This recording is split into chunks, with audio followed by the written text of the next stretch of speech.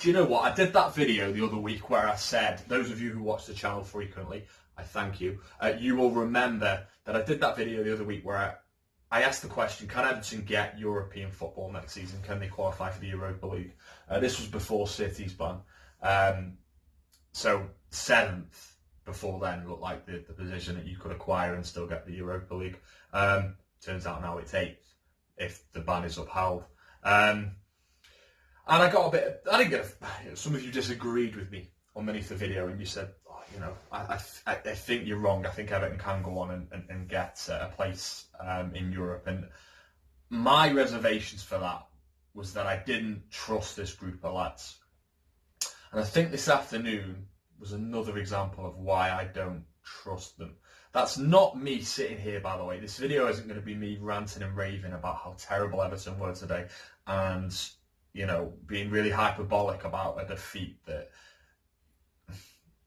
really was disappointing, but it was a performance where Everton didn't play that badly. I think sometimes when you do this stuff, you know, as a football content creator, for want of a better term to use, I think it's really easy when things go bad to do this type of stuff and to do these videos and to sit here and rant and rave and rage about all the bad things that you've seen. You know, you see this a lot with the success of the Arsenal Fan TV boys. Some of the lads who do the content for Man United do this quite a bit and get some success from it when things go wrong. I'm not, I don't particularly like doing that, but I have to be honest and say that, you know, this is what I mean by I'm not confident that this group of players can make up the ground needed to qualify for Europe. And I wasn't confident before this fixture, and I'm not very confident now. And again, that's not to say that there weren't lots of positives to take from today, and I'm going to go over a couple in a second. But that lack of concentration, 30 seconds into the second half, is another reminder of why I just don't think there's enough there. I don't think that there's something, it's hard to put your finger on. I'll hold my hands up, there are other people who do this type of stuff for Everton that are far more tactically astute than me. I come at this from just a generic supporters view, and I prefer asking the questions with the stuff I do outside the ground than I do answering them. But there's just something there, and we've seen it on multiple occasions this season, under a different manager mostly, but against Newcastle, Anfield, there's just something not right. And I think that there's an ingredient that you would need to put together the form that you would need against the opposition that you were going to encounter between now and the end of the season to qualify for Europe.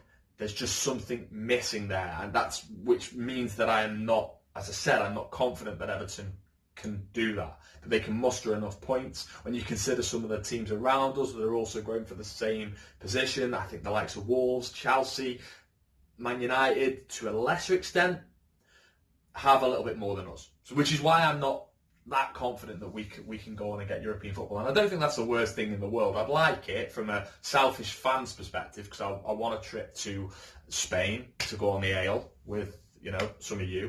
But, you know, I just don't think there's enough there within this side. And Ancelotti's face after the third, you know, imagine that situation.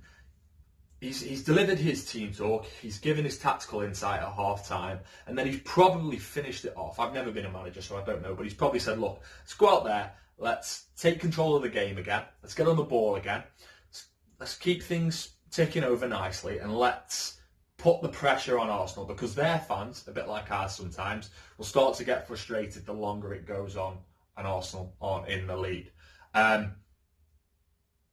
And then 30 seconds later, a ball comes into the box and Aubameyang scores, and we're back behind after coming from behind. So we've taken the lead, we've then lost that lead, we've come from behind right before half time, and then we've conceded again in that way at that time. And I don't know, I haven't seen any statistics or data on this, but that doesn't happen often that quickly after the half, and that's probably because players should be concentrating at that point. They've had a little break, the fatigue's disappeared a little bit, and they're ready to go, and they've taken them instructions on from their manager, and that was pouring. I got VAR'd a little bit for Richarlison's goal because I didn't celebrate at first, and this is, I think, now VAR's starting to seep into my psyche as a football fan, because Richarlison if you haven't seen it yet, Richarlison sticks his foot out, and kind of Leno kind of reacts to that in a way. It looks like he kind of falls into the net.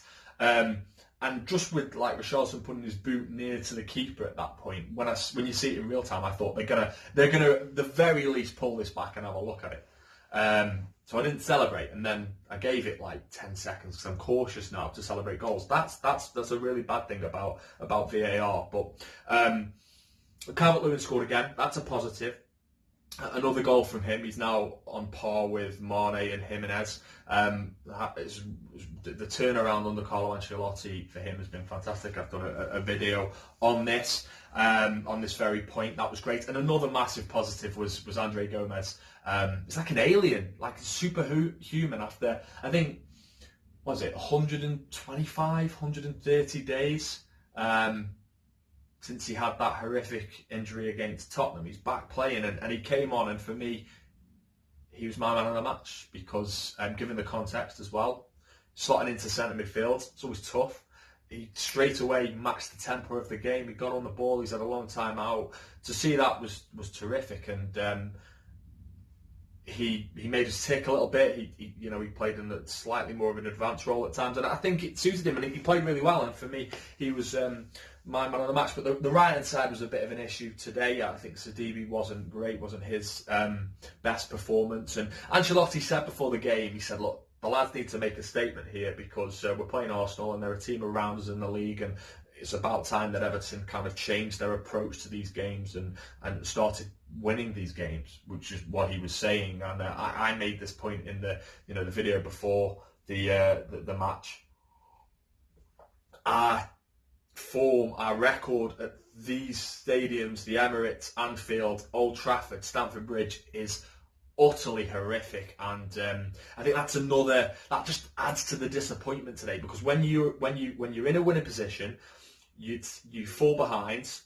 I mean, Aubameyang's second goal, his first goal, Arsenal's second, was terrific. So he kind of gets wrong-footed a little bit, but it's a terrific pass from David Luiz. And once Aubameyang's in that position, you're hoping Pickford can pull off a worldy save. You're hoping your luck's in, because once he gets into that position, he's bearing down on goal, he's going to score. And I kind of felt like he was going to score. But that right hand side was an issue, and I felt at times again today we're just our own worst enemy. And we went from like taking the lead, taking control of the game, taking a lot of care of the ball, and then something just switched.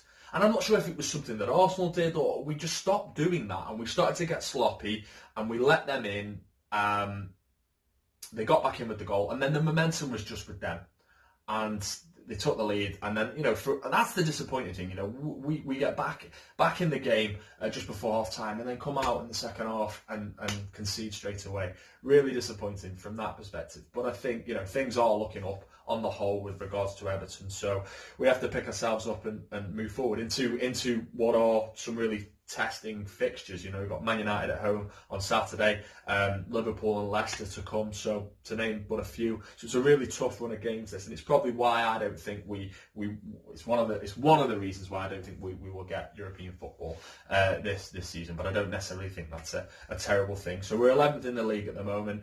The turnaround under Ancelotti has been great. There's loads to look forward to. So stay with it, stay positive. But a little bit disappointing today. So as always, thank you for watching Grand Old Team. I'm Adam Partington. You can find me at @PartAdam on Twitter. Although I'm trying to limit my Twitter use at the moment because it's exhausting. It really is exhausting, Twitter. So I'm trying to not be on it as much as I sometimes am. And also @PartAdam on Instagram. Remember to vote in Andy C's post-match poll for your man of the match. Do you agree with me that Andre Gomes was man of the match today? That's on the website, and also, as always, head over to GrandOldTeam.com. Thank you for watching. I'll see you again next time.